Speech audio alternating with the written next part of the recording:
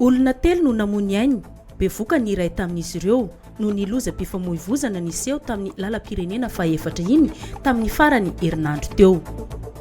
Ny tombony herisetra miseho eto Mahajanga 20 ny isan'ny voarainy CDF Mangarivotra nanomboka ny volana Janoary 2024. Vita omaly ny famindram-pitantanana teo amin'ireo taleparitry ny fambolena sy ny fiompiana ary ny jono eto Boeny. Nahazo helikoptera sy fitaovana maro avy tamin'ny filoham-pirenena ny tafika malagasy entina hampandriana fahalemana eto Madagasikara. Ireo no lohatenim-baovao arahinao amin'ity talata atoandro ity, tateriny Aldora Kotoarlala.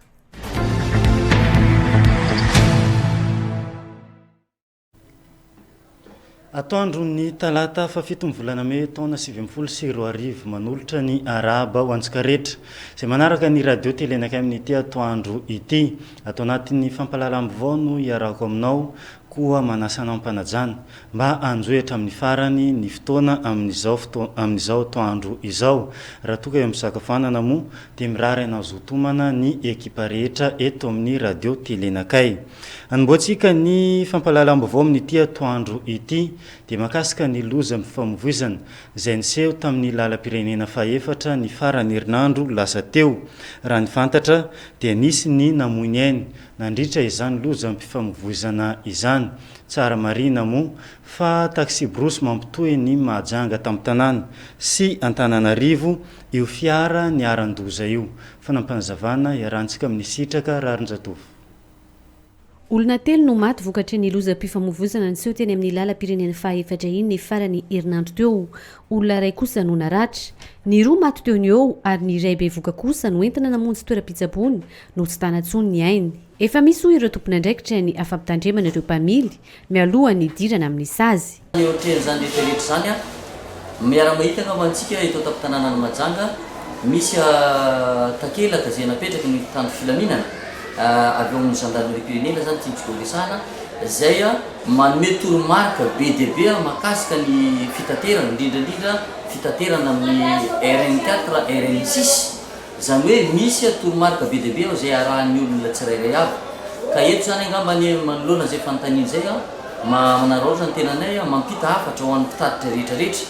Aingane tsy avy aty amintsika mpitatitra ny fahadisoana ka anaraka isay conforme tanteraka tsika anaraka antsaka sy andavany ireo toromarika rehetrarehetra izay nomena mba ahafahantsika zany miaro tena raha ohatra ka sendra zavatra anankiray miseho mba tsy manana drona atsika. Izany hoe tafiditra ao anatin'izany ny hafainganam-pandeha, ny fisotroana zavatra mahadonelina, ny maninona mo fanoloana izay zavatra rehetrarehetra hita fa reraka ao anatin'ny fiara tahaka ny kodiarana sy ny rehetrarehetra zany. Angambany amin'izao fotoana resantsika zao efa ampy zany ny fampitandremana rehetrarehetra, fampatsihivana, ny fampianarana rehetrarehetra fa tonga angamba ny fotoana anankiray izay ampiarantsika izay zavatra rehetrarehetra zay mba tsy hisinontsony ny accident ray amin'izao. Fiara mpitatitr'olona mampitohy ny Mahajanga amin'ny Antananarivo io ny arandoza io ary efa mahazo ny tanàna ny Ankazobe no niseho loza tamin'izay fotoan'izay.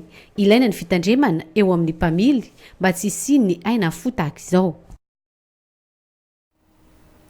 Izay makasika ny loza mpifamoivoizana izay niseho tany amin'ny lalam-pirenena faefatra iny.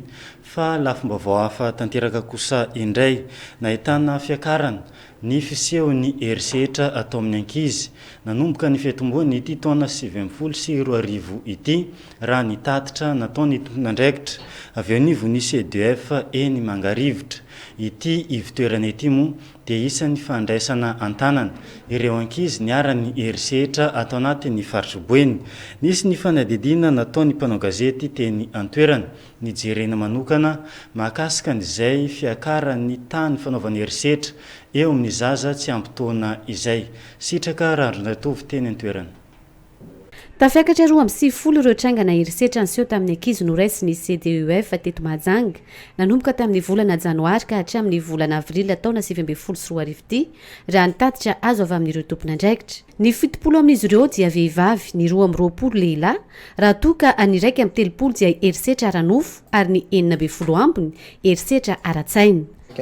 manoloana ny fiakarany tahany ankizy zay hiara-mierisetra ato anatin'ny faritra Boeny dia manentana hatrany ny fiarahamonina aloha voalohany indrindra fa ireo ray aman-dreny ireo mpitaizana ankizy rehetra eo ihany koa nefa ny namana ao anatin'ny tambazotra fiarovana ny ankizy izay manomboka any amin'ny fokotany sy ireo cellule de veille rehetra any amin'ireo secteur izay misy azy tsirairay avy mba samy andray ny andraikitsika isika rehetra mba ahafahantsika manena n'izay tahany fiakarany herisetra manjady amin'ny ankizy atao anatin'ny faritra izay misy atsika izay. Misy ireo toerana afaka nantonana raha mahita natrangana herisetra eny anivon'ny fiarahamonina miantry amin'ny ankizy na miantry amin'ny vehivavy. Sendra trangana herisetra isika eny anivon'ny fiarahamonina eny dia aza misalasala manantona ny CDEF Mangarivotra ambadiky ny FISA ao anatin'ny fefy misy ny biraoparitry ny mponina ihany na ihany koa manantona ny polisy pirenena ny gendarmerie pirenena na ny fitsarana mivantana raha ilaina ny fiakarany raharaha hatrany eo ihany koa nefa ireo fokotany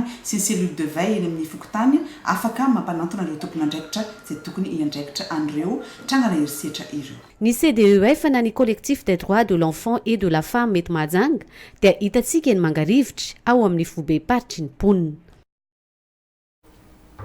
Nanomboka omaly alatsinainy ny volana Ramadan ho an'ireo mpino silamo rehetra maneran-tany manoloana izay indrindra dia nisy ny fifampiarabana sy firarintso nataony lehibe ny faritra Boeny mpisolo toerana ho an'ireo mpino silamo rehetra izay manatanteraka an'izay Ramadan izay hoarantsika. Nanomboka ny alatsinainy fahenina ny volana May teo ny fanombohan'ny Ramadan ho an'ireo mpino silamo rehetra maneran-tany manoloana izay indrindra nitondra ny teny fiarabana sy firarintso ho an'ireo mpino silamo rehetra ny lehibe ny faritra Boeny mpisolo toerana nandritra ny fiantson'ny mpanao gazety ny tolakandro ny alatsinainy fahenina ny volana May io. Amin'ny amin'izao volan'ny Ramadan zao volan'ny fibebahana ny fifamelana ary koa indrindrandrindra ny fanomezan-tanana eo amin'ny finoana silamo dia faly miaraba tsika mpino silamo ny tenanay nahatratra zany fiandohany ny andro manatantara eo amin'ny finoana silamo zay ary eto koa zay dia makahery antsika rehetrarehetra atody soa hatramin'ny farany zany volana ao anatin'ny fepitaona ray ao anatin'ny heritaona ahafahana manome ny tsara indrindra ho an'ny tsiraray tsy ho an'ireo mpino rery ihany fa ho an'ireo rehetra zay miarady eto zay dia mampirisika antsika rehetrarehetra atandrina ny fifehezan-tena ary koa indrindrandrindra eo amin'ny fanatanterahana ny asa soa rehetrarehetra eo amin'ny andritran'izay volan'ny Ramadan zay.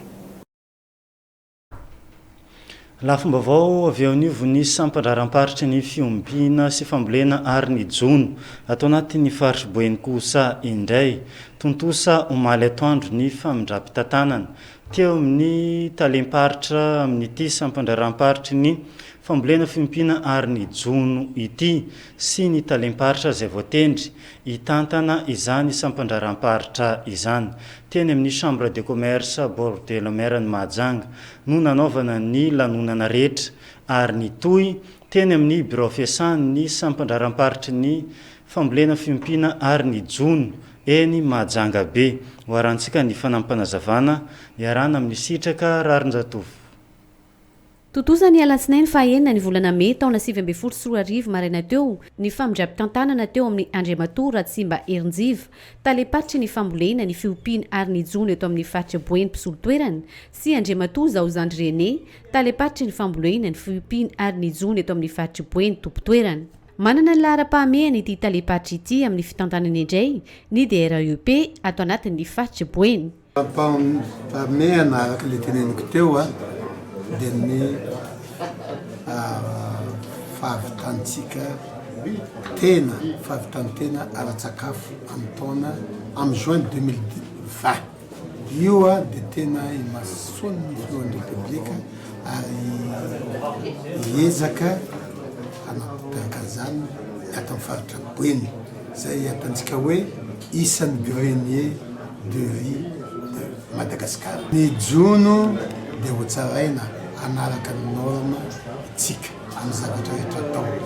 Ny fiompina moa zany dia araka ny tenenina io dia ho atsaraina mpanalasako fa io raha tafavoaka atsika amin'ny fambolena, tafavoaka atsika amin'ny jono, tafavoaka atsika amin'ny fiompina dia mahavita tena sakafo ny malagasy. Tsara marina fa efa taleparitry ny fambolena sy ny fiompiana teto amin'ny afaritry boeny teo aloha izao Zandrene noho izao voatendry isahana amin'ny ministera roa mitambatra izao indray.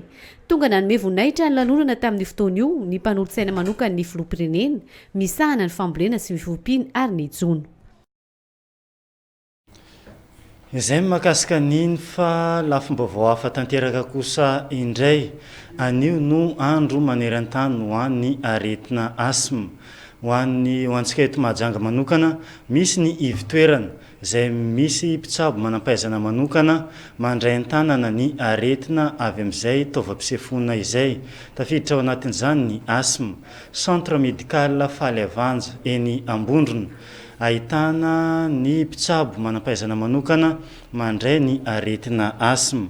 Ho an'izy ireo dia misy ny hetsika ho tanterana ny alakamisy ho avy izao, fandraisana an-tanana sy fijerena ara-pahasalamana maimaim-poana ho an'ireo voan'izay aretina asthme izay.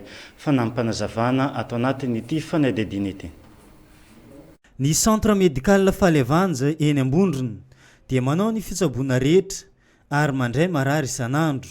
Isan'ny aretina raisina an-tanana manokana ato amin'ity centre médical Faly Avanja ity ny aretiny taovam-pisefona indrindra fa ny asthme. Ahoana ny fiseho ny aretina asthme? Mitondra fanazavana ny professeur Jean-Paul Dumire, filoha général ny centre médical Faly Avanja. Donc le but est de dépister le plus tôt possible dès que les premiers symptômes apparaissent. Alors les symptômes d'asthme, c'est quoi? C'est une toux chronique, sèche, plutôt la nuit ou à l'effort. Ça peut être aussi des gênes respiratoires, l'essoufflement quand on marche vite, quand on monte les escaliers. Également la respiration sifflante, c'est des gens qui sifflent la nuit ou dans la journée quand ils respirent. Et puis il y a des signes accessoires, bien c'est les éternuements, le nez qui coule, le nez qui gratte, les yeux qui grattent, etc. Et souvent ça peut être associé aussi à l'eczéma puisque c'est la même maladie. Voilà, si vous voulez, les symptômes de dépistage. Et donc le but que nous poursuivons pour cette journée mondiale de l'asthme, c'est d'essayer de sensibiliser les populations pour qu'ils se fassent dépister. Donc on organisera jeudi, toute la journée, donc de 8h à midi et de 15h30 à 18h, une opération porte ouverte. Donc tous les gens qui ont envie de se faire dépister pourront venir rencontrer les médecins pour se faire dépister.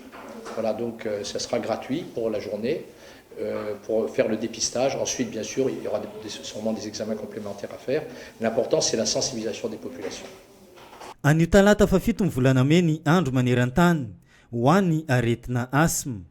Ho isy ny fijere-pahasalamana maimaim-poana eny amin'ny centre médical Faly Avanja ny andro ny alakamisy fa 7 volana me izao. Ny alakamisy io zany ny tena atao dia consultation gratuit, zany hoe consultation maimaim-poana ho an'izay olona marary tonga aty aminay.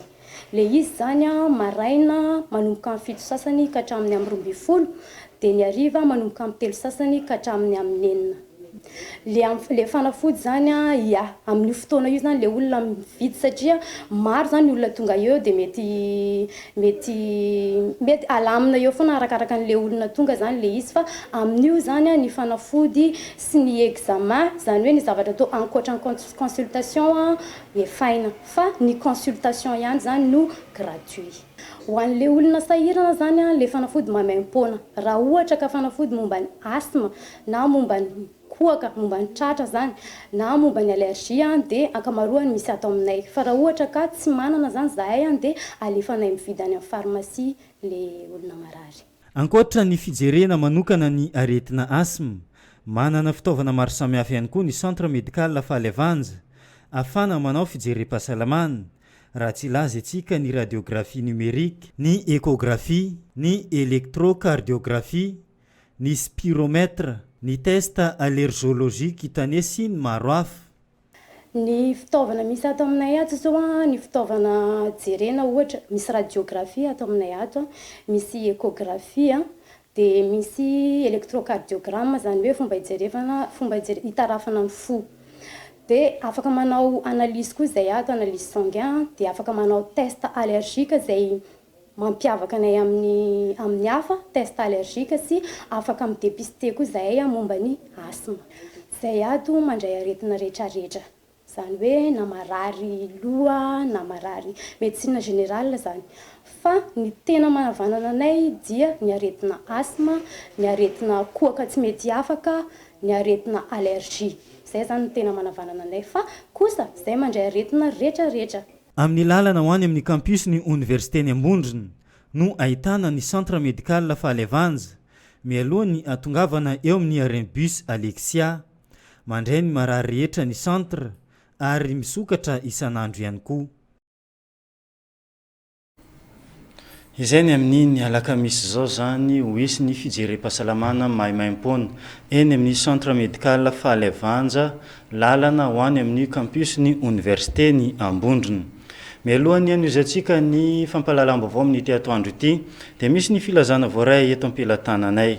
Filazana ny chef fokontany ny Ampitolova dia manao izao filazana izao, ilazana ny olona izay manana tany ao amin'ny secteur Andrehitra fa misy ny fivoriana ny sabotsy fa 1 volana Mai amin'ny 12 ora atoandro ao amin'ny chef secteur ny Andrehitra.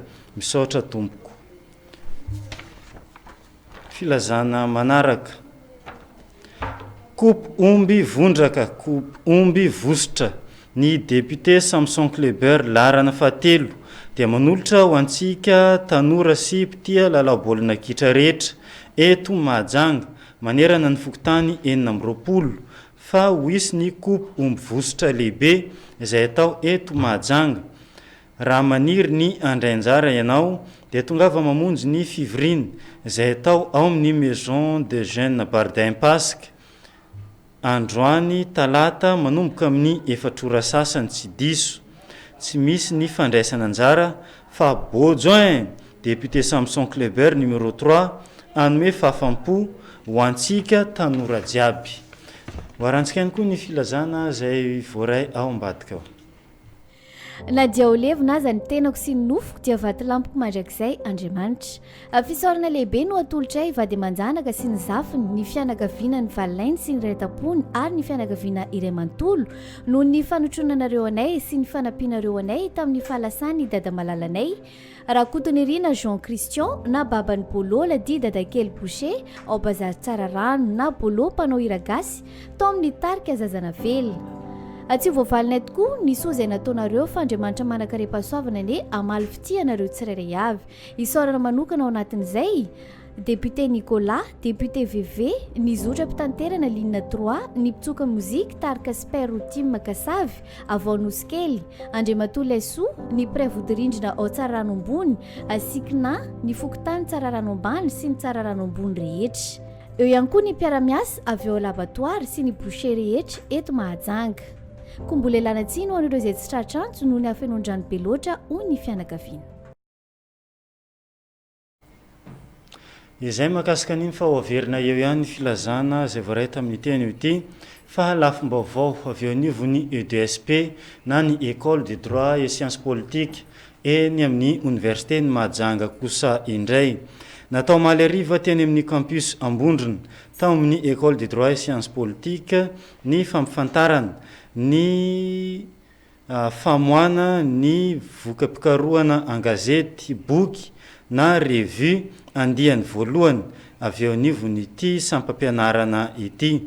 Ireo mpampianatra eo anivon'izany sampampianarana izany ihany moa no nanoratra ao anatin'ity revue ao navoaka ny EDSP ity. Hoarantsika ny fanampanjavana iarana amin'ny Judith Rakotovao. Nivoaka ny andiany voalohany amin'ny gazety boky na revue droit et société novokary ny mpampianatra pikaroka ao amin'ny sekoly EDSP, école de droit et sciences politiques eo anivon'ny université ny Mahajanga. ny alatsinainy 4 no nampahafantarina an'ireo mpianatra sy ny tompon'andraikitra eo anivon'ny université ary ny tompon'andraiky mpanjakana eto Mahajanga ity gazety boky na revue droit et société ity. Asa ato amin'ny université moa zany tsy vitany hoe fampianarana fotsiny fa manao recherche koa dia à travers ny revue droit et société io zany no amoahany enseignant chercheur ny recherche ataony dia mikasika ny droit ny tena ataonay dia momba ny société en général. Fikarohana voalohany indrindra dia fampianarana hoe mba ahafahanay mamoaka zany ohatran'izao ny zavatra misy zavatra mandalo maromaro zany zoantsika maromaro mandalo fa tsy azontsika onona mihitsy hoe ohatran'izao raha tsy misy famoahana zavatra ny zany vao hita mazava hoe ohatran'izao nge fandehan'izy ity dia mony misy an'ilay adage hoe nul n'est censé ignorer la loi. Donc zany miezaka zay manao an'izay tena hoe ahatongavan'izay adage zay effectif hoe tokony ho haintsika rehetra dia zay zany manampy amin'izay mba ahafantarantsika zay hoe mahafantatra lalàna daholo. Andiany voalohany ity revue droit et société na gazety boky navoaka ny sampam-pianarana EDSP eto Mahajanga ity ary isaky ny enim-bolana ny fivoahany. Mialohan'ny volana Desambra indray ny fivoahany andiany faharoa raha ny fanazavany tompon'andraikitra. Ny zavatra hita ao anatin'ny revue io miovaova isaky ny publication isaky ny édition fa ny première édition ity zany misy thème anaky 7 ny jerenay ao misy ny thème voalohany ao angamba tsy voatonako daholo izy 7 fa lavalava be fa exemple fotsiny ohatra zao ny thème voalohany traitenay ao momba ny hoe ahoana moa zany hoe inona ny ahafahan'ny olona miaro tena rehefa le misy amin'ilay mpivarotra reny misokatra hoe ny entana efa lafo tsy azo averina intsony ohatra dia ny ankamaroan'ny olona zany mieritreritra hoe rehefa zay le misoratra dia zay zany fa dia tsy maintsy entana mody le entana na dia tsy mahafa-po ary zay zany anisan'ny thème traitenay ao dia traité koa zay ny momba ny droit bancaire zany hoe ny relation ny client sy ny bankiny zay koa matetika ohatrany hoe adinodino zany rehefa misy problème any amin'ny banky dia tsy masamy tory tsy masamy manina fa efa banky zany nanao an'io dia mangina fotsiny dia ohatrohatran'izay zany misy thème anaky 7 izy ao fa mizarazara maro mijerijery mitsiditsidika thème maromaro zany fa miova io isaky ny publication isaky ny édition fanabeazana tsy vita aty amin'ny université ihany satria aty amin'ny université zay efa mampianatra ihany fa ny fanabeazana ho an'olona rehetrarehetra dia ny olona rehetrarehetra afaka manjify an'ilay revue daholo. Amin'ny première édition io tsisy mpianatra manoratra mihitsy fa mpianatra pikaroka daholo nanoratra ny première édition io fa azo atao tsara mihitsy mamoaka ny mémoire ny mpianatra zay eritreretina fa tsara indrindra dia atao résumé dia avoaka amin'ny revue ohatran'io. Afaka manjifa ny gazety boky ho an'ny sampam-pianarana EDSP na revue droit et société ity avokoa ny olona rehetra. Ity no revue fahatelo novokariny université eto Mahajanga. Izay ny amin'iny fa nizatsika ny fotoana amin'ity atoandro ity misy ny vaovao voaray avy anivon'ny fiangonana Kintan'i Jesosy eto Mahajanga ho isy ny hetsika ataon'ity fiangonana ity manomboka rahampitso alarobia ka hatramin'ny zoma ho avy izao. Fanampanazavana. Faly miarahaba ny ekipa ny RTN rehetrarehetra ary miarahaba ny ianao any tokantrano any izay manaraka an'izao fandaharana amin'ny RTN izao. Tonga eto izaho zay pasteur Jacques Elo avy amin'ny fiangonana Kintan'i Jesosy Kristy manana séminaire lehibe zay karakaraina manomboka rapitso ariva amin'ny 5 ora ka hatramin'ny zoma ho avy izao. Andriamanitra moa tsy miala amin'ny fombany any fomban'Andriamanitra rehefa hanangana ny fiainan'olona anankiray dia mandefa mpanompon'Andriamanitra izy ho fitahina ho an'izany olona izany. Bonjour à tous, je m'appelle Denis Scherer, je suis pasteur en France, je suis aussi missionnaire en Afrique et dans les îles de l'océan Indien, donc notamment à Madagascar. Et j'aimerais vous inviter pour un séminaire que je vais faire mercredi, jeudi et vendredi soir, ici à Majanga. Le thème que j'ai choisi, c'est entrer dans sa destinée.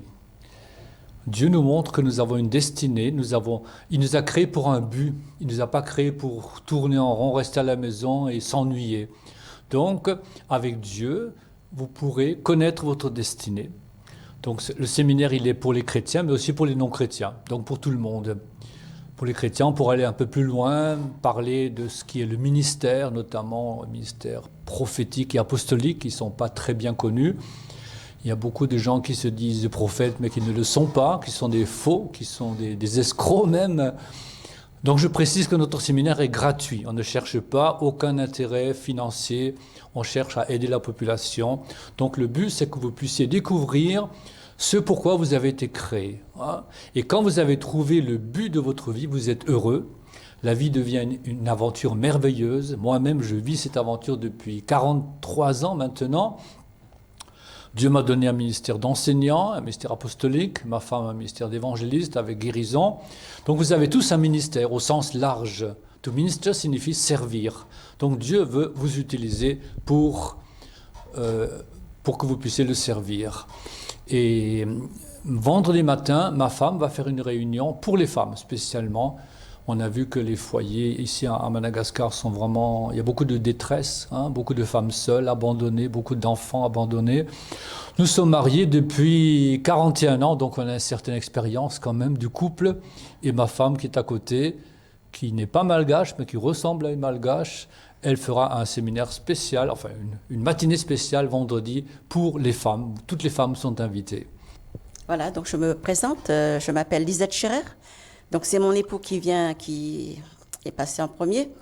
Alors moi j'interviendrai vendredi matin pour parler aux femmes de l'Assemblée chrétienne. Et s'il y a d'autres femmes qui voudraient se joindre à nous, elles sont les bienvenues. Dont je vais développer le thème sur le rôle de la femme dans l'Église et aussi le rôle de la femme dans le foyer. Puisque moi-même je suis mère au foyer et j'ai aussi un ministère, l'un n'empêche pas l'autre. Amen. Amen. Voilà, donc i madama zany vadin'ny pasteur moa zany izy, madame Elisabeth, dia manana anjara toerana koa izy amin'io fotoana io anazava amintsika indrindrandrindra manasa ny vehivavy mba nazava ny loha hevitra hoe ny anjara ny toeran'ny vehivavy ao amin'ny fiangonana, ny anjara toeran'ny vehivavy ao amin'ny fiarahamonina, fa indrindra ao amin'ny ankohonana. Ka izay no anjara toerany amin'io dia manasa antsika rehetrarehetra eto Majunga mba hanatrika an'izany seminaire izany. Zoma amin'ny folo maraina ny anjarany vehivavy fotsiny eva no nitarika ny vadiny ninana ilay voankazo voarara dikan'izany nareo vehivavy no afaka hitarika ny vadinareo amin'ny fahatsarana kokoa mba asaina nareo amonjy an'izay fotoana mahafinaritra izay. Ny toerana moa ary amin'ny route d'Ambourvy misy hoe potomente zay eo amin'ny rebis dia misy plaque eo hoe kintan'i Jesosy Kristy manondro miatsinanana dia misy digy hitanao miatsinanana iny avy eo amin'ny digy eo anao mahatazana manga be dia be ary aloha ary dia rehefa amin'ny ankavianao misy kininina zay ao anatin'ny vodimanga io dia ao ny fiangonana kintan'i Jesosy Kristy anasana antsika rehetrarehetra amin'ny 10:00 manomboka rapitso amin'ny 10:00 afaka pitso amin'ny 10:00 dia zoma koa amin'ny 10:00 dia ny an'ilay vehivavy moa maraina amin'ny zoma amin'ny folo ny fotoana iarahana amin'ny madamany pastera tamin'ny alahady ariva teo be dia be ny olona voafatotry ny famosaviana noho ny fanomezam-pahasahovana tao aminazy dia afaka daholo zany olona izany tia hanangana ny fiainanao indray Andriamanitra anasananao zao seminaire lehibe zao dia tongava indrindra tompoko tain'Andriamanitra manokana antsika rehetra.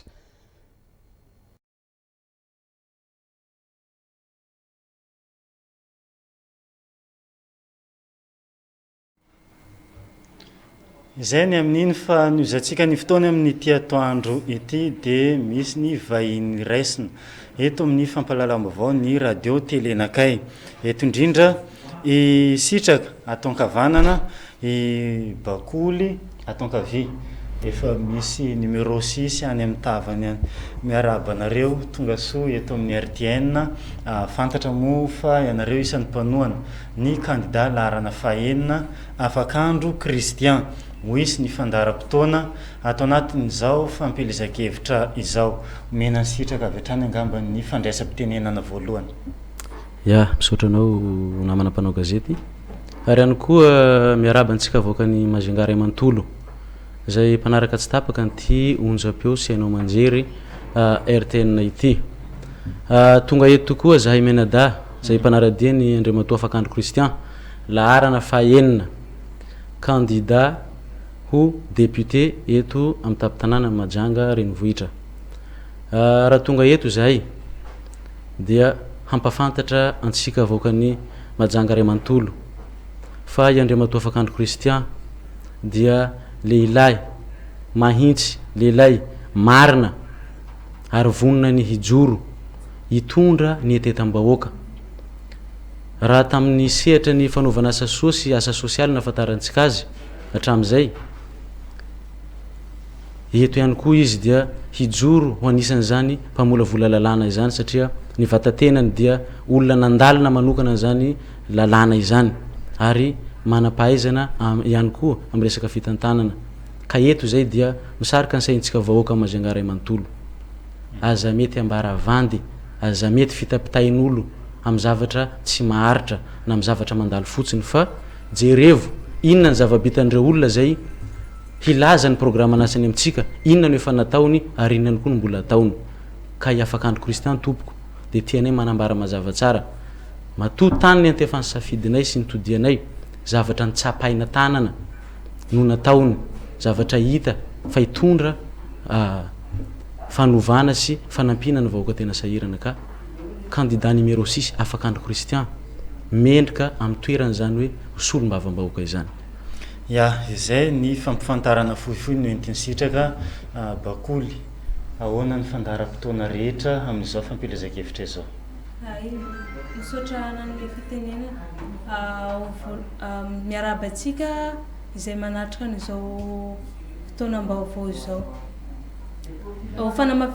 fanamafisako an'izay resaky ny ranamana tato dia manentana antsika longo iaby mba ho avy hanatrika nyty fifidianany toy numéro 6 ihany atsika tsy zany fa hiafakandro kristian raha pitahaina ny zava-bitany afakandro kristian tamin'ireo efa lasa tsy izay mifaninana amin'ny ankehitriny dia hita fa na vita be teto amintsika izy ohatra amin'izany fotsiny ny fanamboarana ny fanomezana antsika rano maimaim-pona sy ireo sisa tsy voatanisa ka manentana antsika iaby ro longo isany mba ho avy fa misy ny karnavala izay atao rapitso manomboka amin'ny ray miala eo amin'ny jardin kela ny tomboantsika ka miafaran'ny Saint Gabriel ka manentana antsika iaby mba ho avy hamonjy an'io taiogna an-tegna fagnan'olo tsy raha homeny ka zay ny safafa tsy atao lava loatsy ya fanentanana avy amin'ny sitraka ho feny zay resaka rehetra zay ihany koa eny ary tiako zany ny milaza amintsika vahoaka Majunga manontolo tonga ty le fotoana anjaratsika zao hisafidy ametraka amin'ny fatokisantsika amin'ny olona zay hitantana atsika ndray na hisolo tena atsika ndray any amin'izany anteny miram-pirenena zany na ho député ny Madagasikara ka ny programme atsika tompoko rampitso amiray eo amin'ny jardin kela miaviatsika zay nahazo tombotsoa na maniry mbola te hahazo ny fanampina avy amin'ny afakandro kristian itsika fikambanana tsy akanavaka zay nijoro tao andamosiny sy nanampy azy ary reo resy latra ihany koa atsika ato amin'ny fokotany 420 mitongava eo amin'ny jardin kela karnaval mangotrokotroka ro ataotsika eo miala eo tsika mitety ny tanàna Majunga ary ho tonga eo amin'ny jardin eo amin'ny Saint Gabriel fa eo no anambarany afakandro kristian ny programme nasany rehetra sy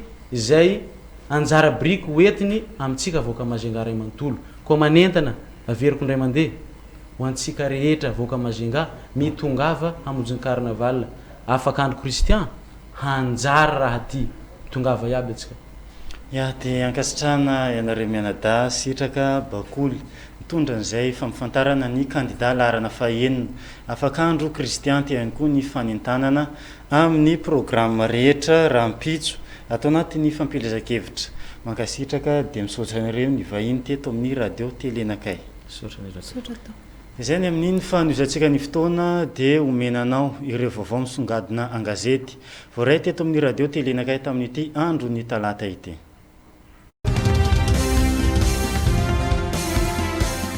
vaovao misongadina an-gazety voaray teto amin'ny radio telenakay tamin'ity andro ny talata ity gazety taratra no anomboantsika azy pejy 7 mainy ankamaroan'ny fanaka sy ny dossier ny rehetra ny trano ny pastora ny FLM ao Ambato Finaky pejy 5 fiatriana ny fifidianana osazina ireo kandidat tsy manana ny mpitambola pejy 10 tsena Nosbe takiny ireo mpivarotra ny ialany ny tompon'andraikitra pejy 2 katedraly Tolanaro novakiny jiolany ny trano fiangonana lasa ny bafla lehibe misa enina. Pejy faharoa, filoha Andry Rajoelina averintsika ny asin'ny foloalin-da. Pejy fahatelo, ministry ny filaminam-bahoaka aoka ny hevitra no iady amin'ny fampelezan-kevitra. Anozaintsika azy ny gazetiko. Pejy faefatra sy pejy fahadimy, Moramanga Tôlanaro Ambatovinaki voaroba sy nozimazimbaina ny fiangonana Ekara mahay ny trano ny mpitandrina FLM. Pejy fahenina, fifidianana solombavam-bahoaka somary angina ny fanombohan'ny fampelezan-kevitra. Pejy faharoambinifolo, Ankadinondry Sakay vehivavy roa hita faty misy namono tamin'ny fomba feno abibiny. Pejy faharoa, Tarika Rakotovra Junior ifanakalo kolotsainy amin'ireo artista sinoa any Chine. Ao amin'ny pejy fahadimy, Maroantsetra solika Maroantsetra miala any ny fahatapahany ny famatsiana solika. Ny amaranantsika azy dia ny gazety Tia Tanindrazana. Pejy fahatelo, fanodikodinina fiara 4x4 misafolo ministra iray teo aloha voaroroy. Pejy faharoa, fitantanana miangatra tena sosotra ny polisy-pirenena. Pejy fahenina, famaizana teny amin'ny FLM Ambatovinaki 10 minitra devove ny afo. Vaovao makasika ny fifidianana solombavam-bahoaka, fotoana amaritany ny vahoaka ny fiainana io.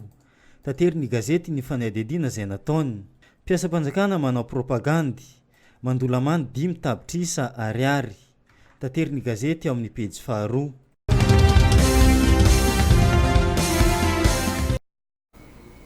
Anizaintsika ny fotoana ako ny fampelezan-kevitra ataon'ireo kandida amin'izao vanim-potoana misy antsika izao.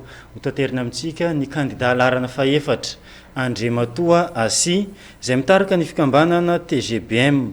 Ny fikambanana Onjatsy avy any amin'ny distrika ny Vohipeno no nandray ny Andriamatoa Asy ary nanamafy ny fiara-miasa tamin'izany.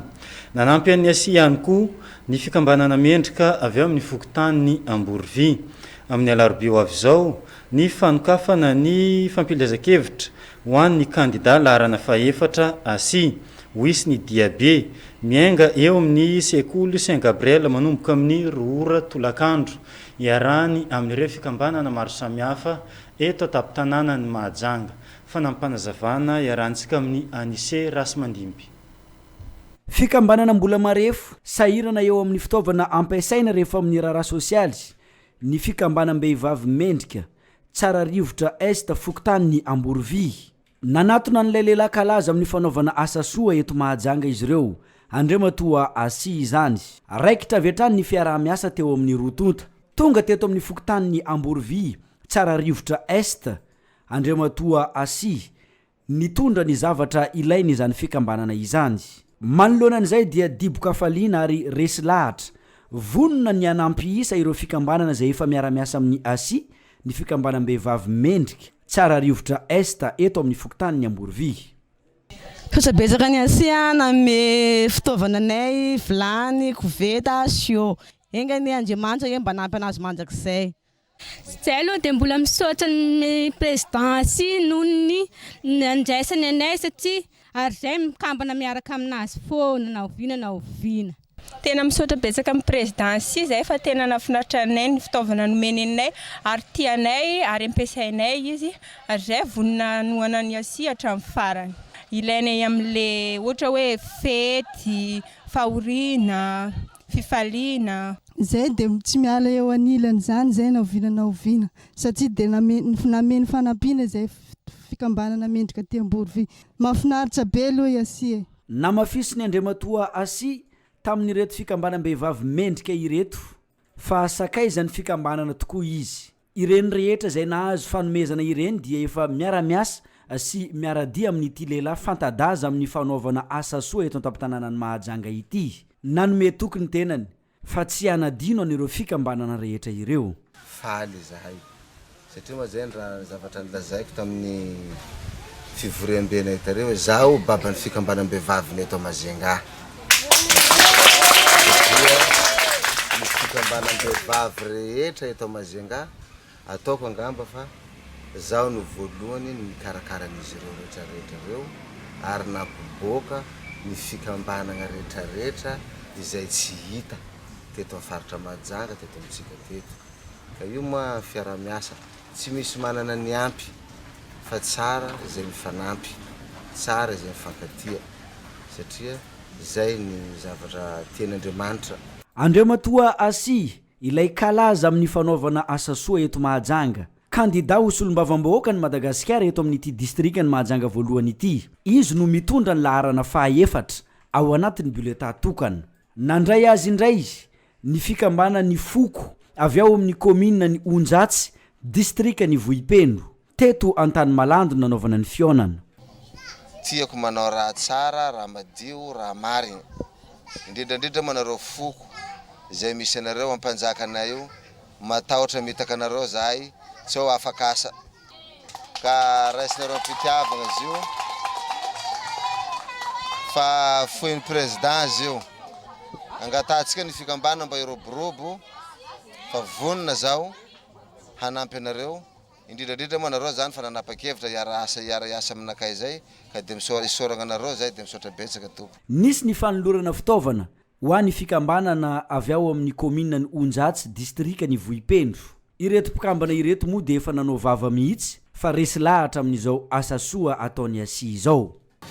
Satria hela zay ny andrasana zay. Satria angamba efa ela na fikambana ty. Mos nahita zavatra ohatran'izao zao zay. Rasinao zao angamba mitonga eto sy masara ohatran'izao. Sotra besaka anao satria efa enina ilazanao agnatin'ity 4 fokotany ty. Besaka ny président Asi nanome vilany fikambanany zanako ny zasy. Maro foana ny teo zay sisy nanome vilany fa président Asi foana nanome vilany anay. Da engany anao mba ho tonga mitanjona irinao. Am'izay andro raika zay koa zay de mivononana fa zay koa fa pare. Sorana be debe anao Asi fa de manamboninahitra ary namaly soa zay etaeta zay nangatanao ary namoa varavaranay anao nandondona. Ka eto zay solo tena tanora de vonina iara-dio aminao ary iara-asa aminao tompoka. Andriamatoa Asi ilay kandida mifaninana amin'ny fifidianana solombavam-bahoaka ny Madagasikara eto amin'ny distrikany Mahajanga voalohany. Tsy mitsahatra ny asa soa ary mitombo isatrany ireo mpanarady azy sy ny manohana azy amin'ny tirara sosialy ity. Resy lahatra tanteraka izy ireo amin'ny zavatra ataony eto Mahajanga efa amantaonany maro. Mitoy ny fitetezana ny vakiparitra amin'izay asa soa izay na dia efa ao anatin'ny fampelezan-kevitra isika. Averina vakina amintsika ny filazana izay voaray teto amin'ny fampahalalam-baovao ny radio telenakay tamin'ity andro ny atoandro ity. Ny chef fokontany Ampitolova dia manao izay filazana izao. Ilazana ny olona izay manana tany ao amin'ny sekteur Andrehitra. Fa misy ny fivoriana ny sabotsy fa 1 volana May ho avy izao amin'ny 12 ora atoandro ao amin'ny chef secteur ny Andrehitra. Filazana manaraka kopy ombivondraka kopy ombivositra ny député Samson Kleber numéro 3 dia manolotra ho antsika tanora septia lalabolina kitra rehetra eto atapy-tanàna ny Mahajanga manerana ny fokontany 20 fa ho isy ny kopy ombivositra lehibe izay atao eto Mahajanga. Raha maniry ny andray anjara amin'izany ianao dia tongava mamonjy ny fivoriana izay atao ao amin'ny maison de jeune Bardin Pasque androany talata manomboka amin'ny 4 ora sasany tsy diso. Tsy misy ny fandraisana anjara fa bojo député Samson Kleber numéro 3 hanome fahafampo ho antsika tanora jiaby. Varantsika ihany koa ny filazana izay efa vonina ao ambadika. Asaina isika rehetra izay liana amin'ny asa bateau de croisière ho tonga natrika ny présentation izay atao ao amin'ny EFPTP Planète Beauty antsinana ny fiangonana loteriana tsara mandroso ambany ny talato fa 7 ny volana May manomboka amin'ny 10 ora arivo. Ao no azahoanao ny fanazavana rehetra momba ny fiara-miasa amin'ny Steiner en Londres sy ny CS International Menine ary ny To Ilens and Mauritius sy ny To Ilens and Mada hoy ny taleny EFPTP Planète Beauty Madame Razagatina Gina Estelle. Filan-kevitra 034 07 788 93 032 07 788 93. na dia ho levina aza ny tenako sy ny nofoko dia vaty lampoko mandrakizay Andriamanitra. Fisaorana lehibe no atolotray vady manjanaka sy ny zafiny ny fianakaviana ny valinainy sy ny raitapony ary ny fianakaviana iray manontolo noho ny fanotronanareo anay sy ny fanampianareo anay tamin'ny fahalasany dada malalanay raha kotonirina Jean Christian na babany Bolo lady dada kely Boucher ao bazary tsara rano na Bolo mpanao hiragasy tao amin'ny tarika zazana vely.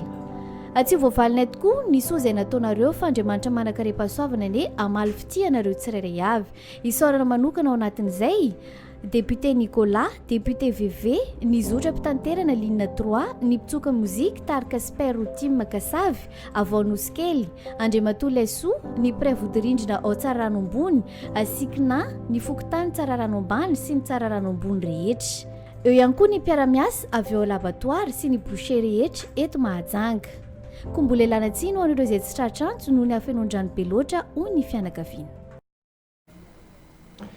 Toy izay tsika hatrany ny fotoana amin'izao atoandro izao omaly tolakandro.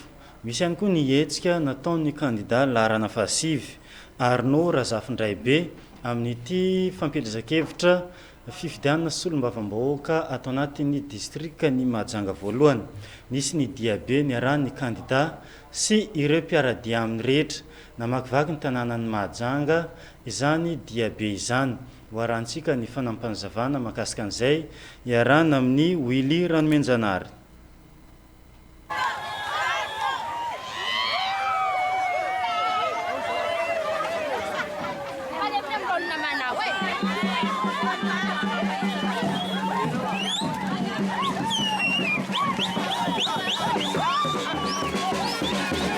Karnaval mamakivaky ny tanàna, ny ainga aveny amin'ny fokontany Ambomandamina, ny azo ny tokotany malalaka ny jeunesse sport. Io no noenty ny kandida Arnaud Razafindraibe Larana Fasivy ao anatin'ny bulletin tokana. Nanokatra ny fampielezan-kevitra ho an'ny fifidianana solombavam-bahoaka ato amin'ny distrika ny Mahajanga voalohany. Dia tongotra no nataony Arnaud Razafindraibe sy ireo mpiaradia aminy.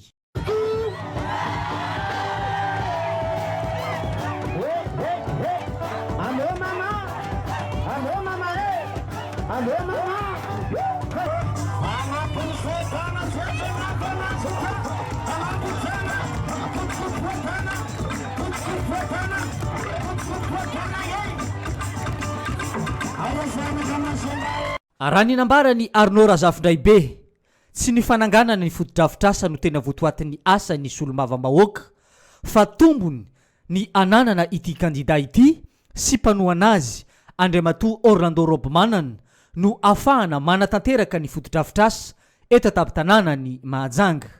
Efa nanao ny asa soa nandritra ny taona maro ihany koa ny kandida Arnaud Razafindraibe, kandida Larana Fasivy ao anatin'ny bulletin tokana. Efa nisy ny fanaovana asa soa ho an'ireo vondron'olona marefo, atony ireo zaza sahirany, ny voafonja ary maro tsy voatanisa. Nanao fanamby tamin'ny poniny Mahajanga i Arnaud Razafindraibe nandritra ny fandraisam-pitenenany. Andripahalemana ny aminatin'ny aizina izany ny lalana izay mitondra atsikana ny vontokantrano any izay ratsy dia ratsy tokoa. Tsy anisany asan'ny député izany fa noho ny fanelanelanana izay ataony dia azo ny ataony manao an'izay miankina amin'ny fahefana izay ananany. Azo ny atao izany ny fifampiresana amin'ny mpampindram-bola na bailleur de fonds na mpiara-miasa avy any ivelany ary mbola minoko manome toky anareo fa ny filoham-panorinatsika dia manavanana an'izany raha ny fotodrafitrasa Somabitsy na village touristique ary vitany maika fa any anivo ny fokotany elakelan-trano any. Ezatsika ny andresy lahatra ny filohan'ny antoko mpanorona ny ijerevana raha mijery zany lalan'ny mangarivotra raha olona be voka tsy mahazo mitaingina tomobily na bajaj mandeha any. Raha mijery zany lalany ambala vola miala amin'ny poto be mandeha any amin'ny bureau fokotany raha tômobila ambanimbany bajajy teraka ampitoerana eo zay olona be voka mandalo amin'iny raha mijery zao lalana Ambomandamina pompe mivoaka any amin'ny université nefa ny ataontsika aprisika ny zanatsika zay hianatra dia tsy azo andalovana avenina ko eto indray mandeha tsy asan'ny député zany fa fanampy izay ataony Arnaud Razafindraibe amintsika vahoaka Mahajanga. Manome toky ho an'ny mponiny Mahajanga ny candidat Arnaud Razafindraibe larana fasivy ao anatin'ny bulletin tokany fa hanatanteraka amin'ny antsakany sy andavany ny asany solombavam-bahoaka ary hanatanteraka ireo fanamby izay napetrany. Rehetra izay aleo avereno amiko zao teniko zao raha ohatra tsy tateratsika zany dia ongoto aminakay ao zao mifindra monina any anao Arnaud e atsanganako ny tanako fa ho tanteraiko izay zavatra rehetra ny teneniko teo izay. Candidat Arnaud Razafindraibe efa vokotra kefa amin'ny fitantanana sy ny fampandrosoana noho ny andraikitra efa noraisiny teto an-tampon-tanànany Mahajanga.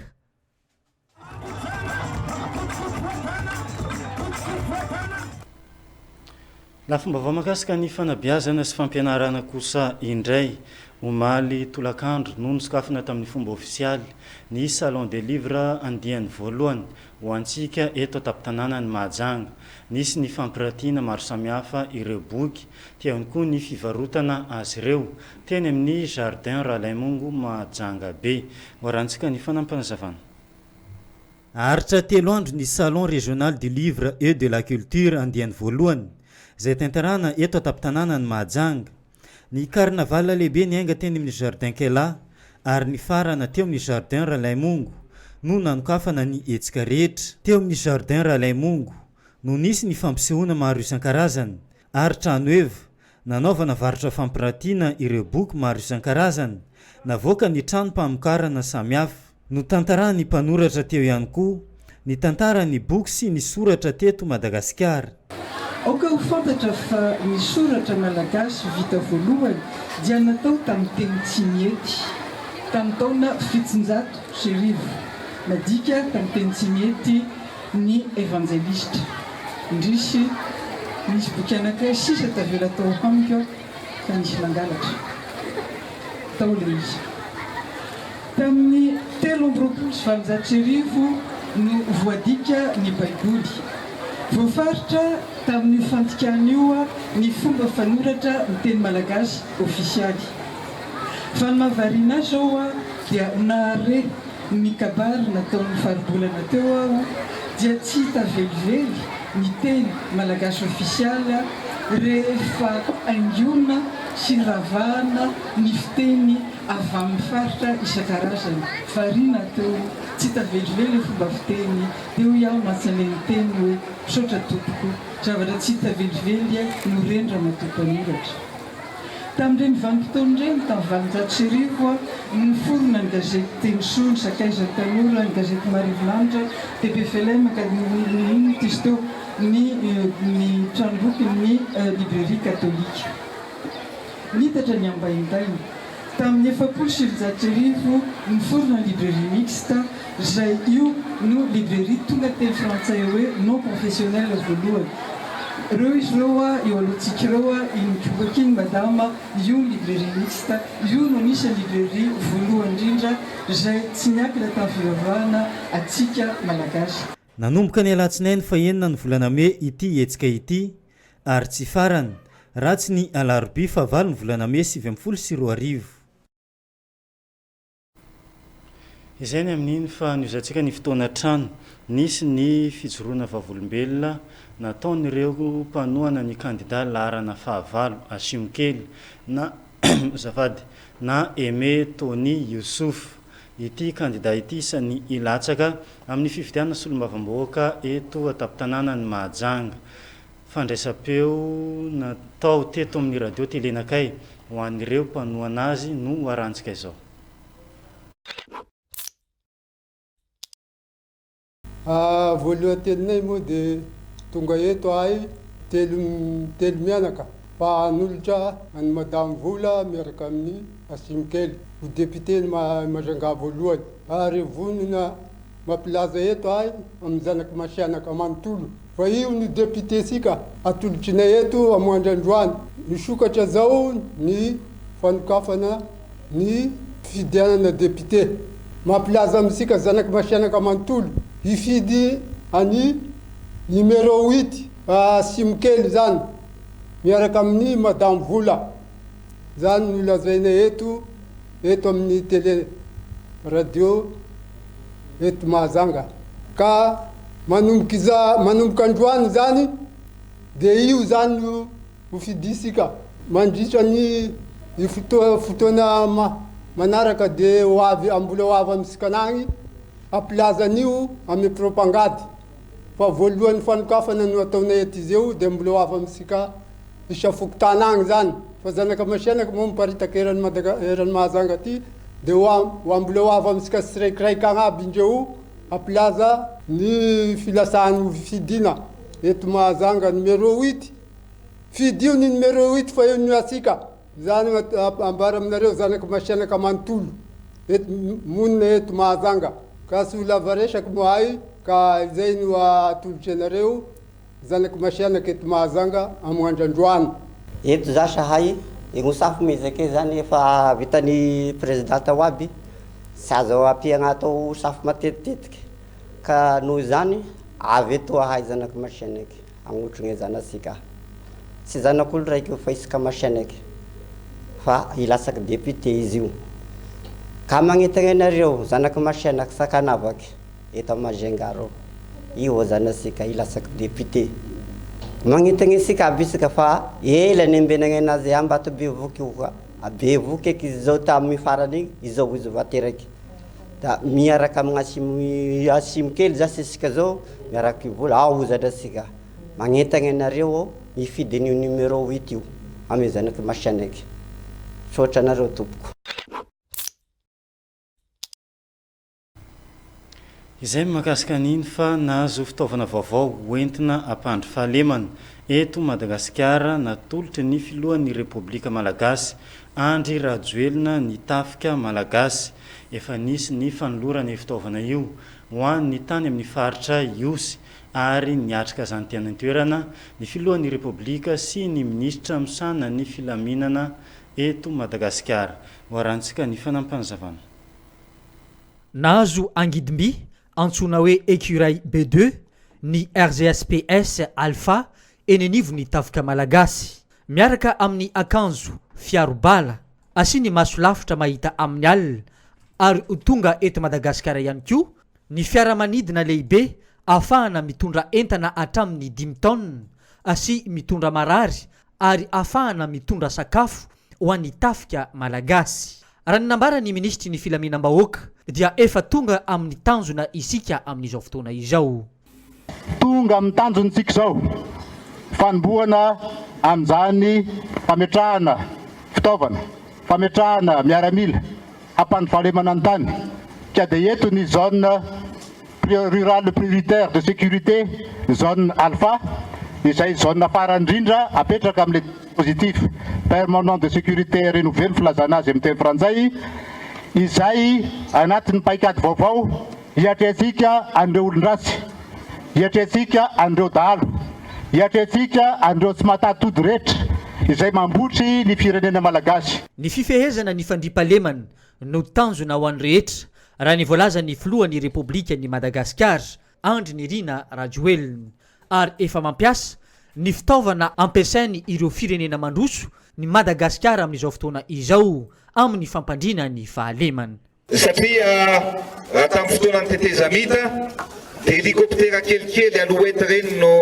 itsika niady tamin'ny dalo zao ny hélicoptera hoentsika dia écureuil B2 B3 zany hoe io no ampiasainy ny tafika rehetrarehetra maneran-tany ankehitriny dia raha mampiasa an'izany a mitafika any Afrika mitafika any Europe any dia ankehitriny isika malagasy dia ampiasa an'izany hélicoptera écureuil izany ihany koa ary voalohany io fa mbola hoavy ny faharoa hoavy ny fahatelo hoavy ny fahaefatra mandrapatonga any amin'ny fahafolo ho atolotra amin'ny filohan'ny daholo zany mba hampiverina itoerana misy azy amin'ny filohan'ny daholo. Anisan'ny fanamby efa napetraky ny filohan'ny Repoblika ny Madagasikara Andry Nirina Rajoelina ny hamongorana amin'ny fotony ny resaka tsy fandripalemana efa anatiny manao dingana antsika amin'izao fotoana izao ary ilana tolotanana ho an'ny rehetra amin'ny fanatanterahana izany. Ny Jeneraly Rakotonirina, ministry ny fiarovam-pirenena no niara-dita amin'ny filohan'ny Repoblika Andry Rajoelina tamin'ny fanolorana iny fitaovana iny tany amin'ny faritra atsimo Madagasikara teo. Fa misy ihany koa ny vaovao voaray avy eo anivon'ny fiangonana Vahaon'ny Oloko eto Mahajanga. Misy ny fandaharam-potoana hoentiny ity fiangonana Vahaon'ny Oloko ity izay atolotra ho antsika rehetra amin'izao fampahalalam-baovao izao. Miarabantsika rehetra izay manaraka n'izao fanentanana izao tonga indray fotoana afatsika mifanentana izany makasika an'ilay fotoana ngeza be izay ho tontosaintsika ny alarobia izany amin'ny 7 maraina sy ny amin'ny 12 atoandro. Amin'ity fotoanan'io ty ianao manaraka an'izao fanentana izao dia rampitso amin'ny 7 maraina dia nana fotoam-bavaka lehibe tsika mitondra aloha hevitra hoe Andriamanitra anome rary mifaingananao. Ny amin'ny 12 atoandro dia manana aloha hevitra manokana tsika ao anatin'ilay sekoly fitahina sy ny fanasitranana misy loha hevitra raisitsika ao anatin'izay dia ny hoe fiainana be dia be. Izy io dia natao indrindra ho antsika mianakavy tsy akanavaka ho anao izay mangetaheta vavaka fanafana na délivrance dia manao an'izany foantsika moa zany ao anatin'ny fotoana io. Ny délivrance ao ataontsika dia makasika ny amin'ny ozony trosa fanahana fahantrana sy ireo karazana fanampandravo.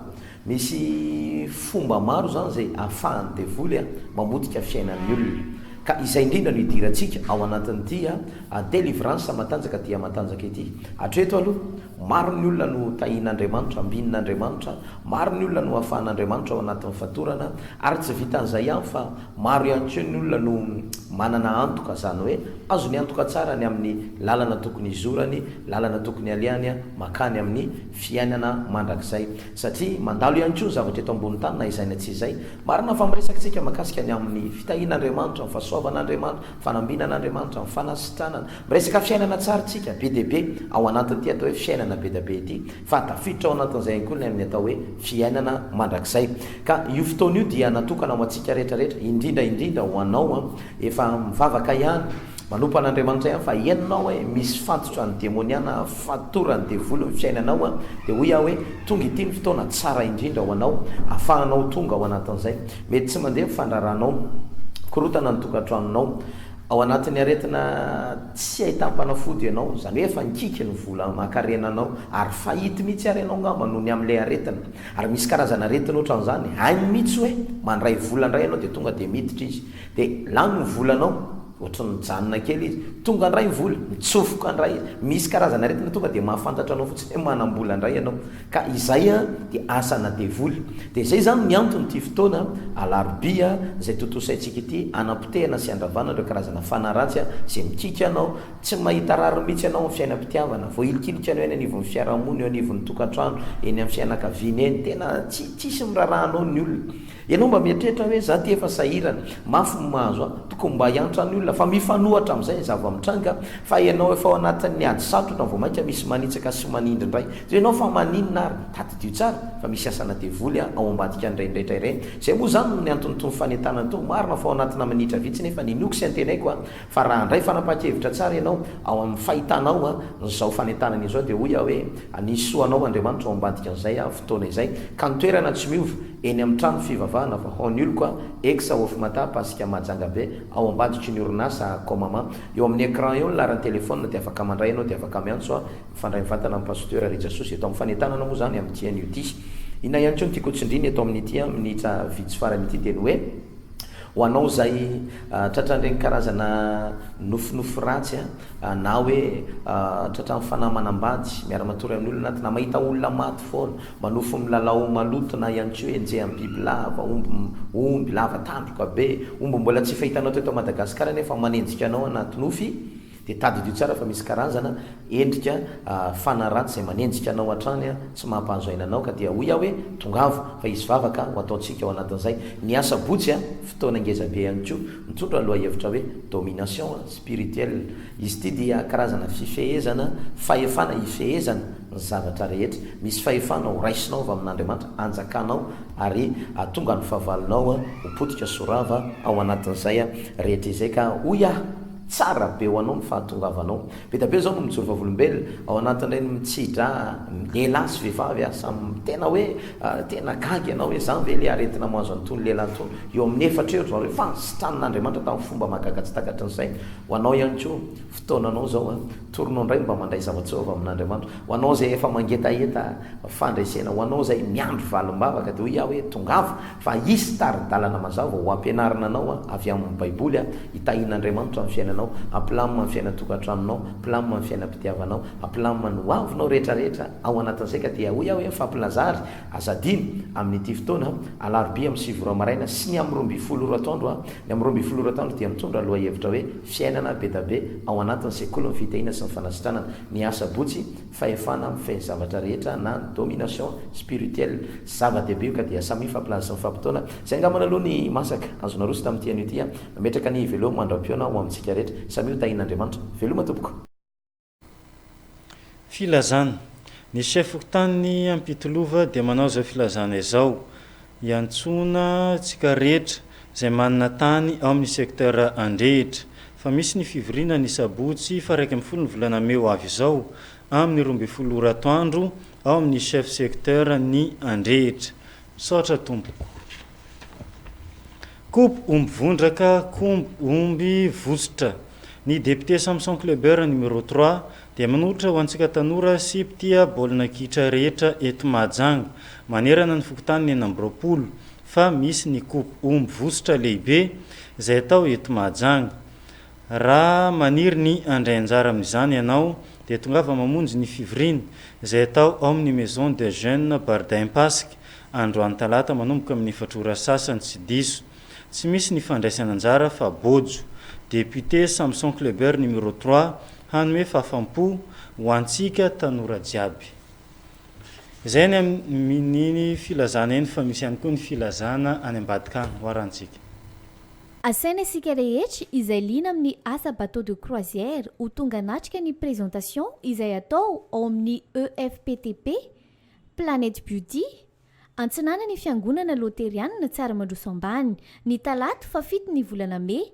manomboka amin'ny 10 ora arivo ao no azahoanao ny fanazavana rehetra momba ny fiara-miasa amin'ny Steiner en Londres sy ny CS International Menine ary ny To Ilens and Mauritius sy ny To Ilens and Mada hoy ny taleny EFPTP Planète Beauty Madame Razagatina Gina Estelle filan-kevitra 034 07 788 93 032 07 788 93 na dia ho levona aza ny tenako sy ny nofoko dia vaty lampoko mandrakizay Andriamanitra fisaorana lehibe no atolotra ivady manjanaka sy ny zafiny ny fianakaviana ny valinainy sy ny retapony ary ny fianakaviana iray manontolo noho ny fanotronanareo anay sy ny fanampinareo anay tamin'ny fahalasany dada malalanay raha kotonirina Jean Christian na babany Bolola di dadakely Boucher ao bazary tsara rano na Bolo mpanao hiragasy tao amin'ny tarika zazana vely atsy voavalinay tokoa ny soa izay nataonareo fa Andriamanitra manakare-pahasoavana ane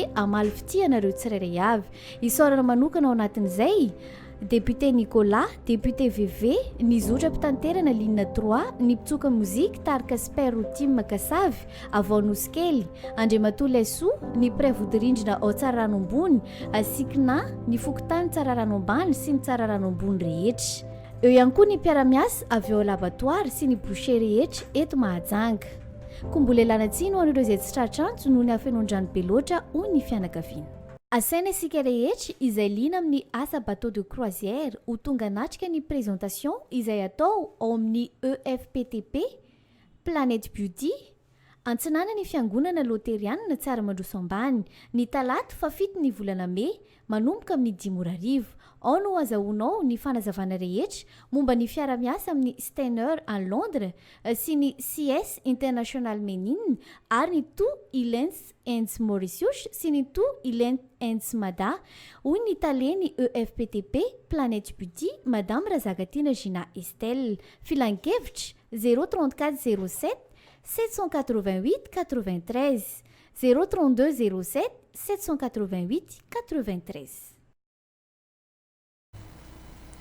Vaovao misongadina amin'ny sehatra iraisam-pirenena kosa indray mandeha avy hatrany ny fanadihadiana any Rosia makasika ilay fiaramanidina ny rehetra ary nafatesana olona hatrany amin'ny 120.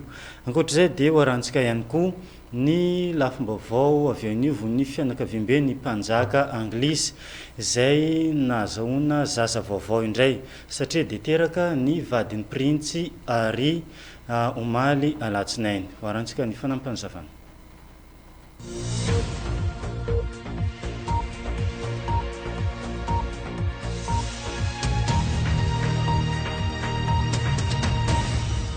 Niteraka zazalahy kely Meghan Markle vadin'ny printsy anglisy Harry. Ity no zanaka voalohany ho azo roa ireto taoreny ny fanaovana ny fanambadiany na ny mariazy ny taona 24 teo iny. Ao anatin'ny fianakaviam-be ny mpanjaka anglisy no misy ny printsy Harry. Nilanja 3 kg faingo 300 grama ilay zaza teo am-piterana omaly alatsinainy ary samy salama ny reny sy ny zaza araky ny fanambarana sy ny fanampim-baovao nalefa ny printsy Harry ny andro ny alatsinainy ihany. Mbola tsy nambara ny anaran'io zaza izay voateraka io nandritra ny fampifantarana izay nataony. Ity zaza teraka ity no zafikely andiany fahavalo ho an'ny mpanjakavavy Elizabeth faharoa. Misaona ny firenena Rosiana taoriany loza nazo ny fiaramanidina iray izay nafatesan'olona hatrany amin'ny 120 tao Moscou ny andro ny alady lasa teo. Omaly alatsinainy natomboka efatrany ny fanadihadiany hijerena ny tena antony rehetra na tonga ny firehetany ilay fiaramanidiny. Efa hita ary efa nalefa any amin'ny tompona andraikitra ihany koa ny boîte noire ahafana manao ny fijerena rehetra. Fanontaniana mipetraka ny hoe fanahoana ny fiaramanidina lehibe toy iny no ny anjera mafy ary ny rehetra tampoka tiany ampanidinana. Andrasana ny valo ny fanadihadiana rehetra ataony tompona andraikitra mba ahafahany izy ireo manao tatitra amin'ny fianakaviany sy amin'ny vahoaka Rosiana rehetra.